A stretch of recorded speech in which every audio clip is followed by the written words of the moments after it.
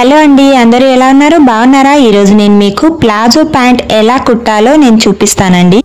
Cutting ఎంత సింపుల్లో stitching కూడా అంతే సింపుల్ అండి, చాలా ఈజీ అన్నమాట. సో నేను మీకు ఇది ఎలా కుట్టాలో డీటెయిల్ గా చూపిస్తాను. వీడియో లెంత్ వచ్చేసి కొద్దిగా ఎక్కువే అవుతుంది, కాకపోతే బిగినర్స్ కి డీటెయిల్ గా అర్థం కావాలి కదండి, అందుకని సో స్కిప్ చేయకుండా చూస్తే మీకు అర్థమైపోతుంది. ఇందులో నేను కటింగ్ చూపించట్లేదండి, మీకు కటింగ్ కూడా కావాలైతే కమెంట్ చేయండి, చెప్తాను. సో కింది వైపు ఇలా మనం రౌండ్ గా కట్ చేసాం కదండి, రెండు కాళ్ళవి క్లాత్స్ పెట్టేసి అలా స్టిచ్ చేసుకోవాలండి. ప్రతి స్టిచ్ 2 టైమ్స్ వేసుకోవాలి.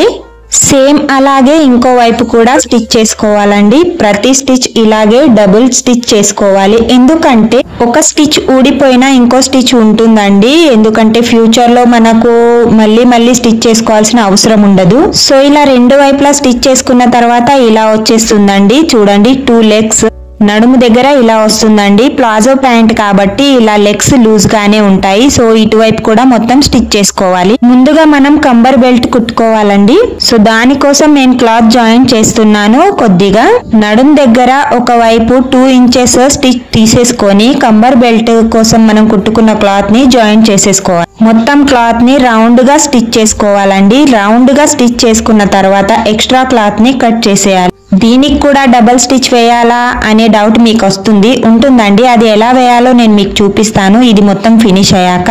ఇక ఎండ్స్ వచ్చాక సైడ్స్ ఇలా ఫోల్డింగ్ చేసుకొని స్టిచ్ చేసుకోవాలండి. 2 సైడ్స్ స్టిచ్ చేసుకోవాలి. చూడండి, మొత్తం స్టిచ్ చేసిన తర్వాత ఇలా వచ్చేస్తుంది. సో అర్థం అవుతుందనే అనుకుంటాను. ఆ తర్వాత నాట్ పెట్టుకోవడానికి ఇలా చిన్నగా ఫోల్డింగ్ చేసి ఆ తర్వాత ఇలా ఫోల్డ్ చేసి స్టిచ్ చేసుకోవాలి. ఒకసారి మళ్ళీ చూడండి, మనం ఇలా జాయింట్ చేయడానికి ఏదైతే క్లాత్ యూస్ చేసామో దాన్ని లోపటి వైపు ఫోల్డింగ్ చేయాలండి.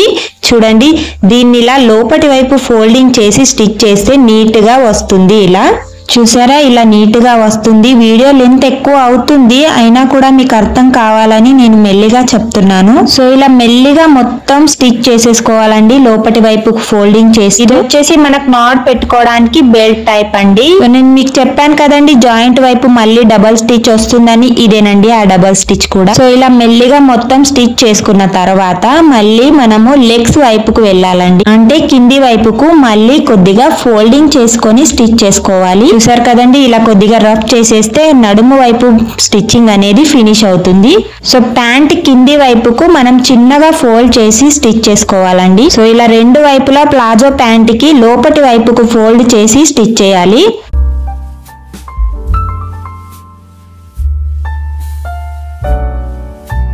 సో ఒక వైపు అయిపోయింది, ఇక రెండో వైపు కూడా నేను స్టిచ్ చేసుకుంటున్నాను.